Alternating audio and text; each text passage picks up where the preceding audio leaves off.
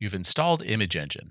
All the images look great, but you want to go one step more. You want to see how ImageEngine is delivering the images. You want to see what format they are being delivered in on your website. I'm going to show you how you can inspect the image and see all of these. We're going to look at Ego UK and we're going to right inspect an image on their website. And when we look at it, we can see that the menu on the right pops up. We want to look at the network section and go to the image submenu. You're going to have to click Control R to do a refresh. When that happens, you're going to see all the images come up and you can take a little closer look at each one. Here, for example, is the hero image.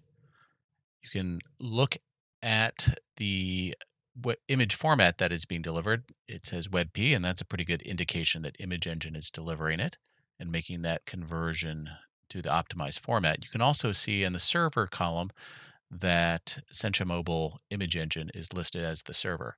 You can double click into the image and see some of the response headers. Here, you'll see a couple of items. So in the request URL, you can see the delivery address, and your ImageEngine account will be inserted in there. Here we see ego.uk with imageng.in in there. And likewise, you can see the content type is showing as image/webp. So you're translating it to a next gen image format. And then also you're seeing the server is Sencha Mobile ImageEngine. So that's how you determine whether ImageEngine is actually working on your website. There's a lot more information about performance analytics and how to use tools to measure the impact that ImageEngine is having on the performance of your website.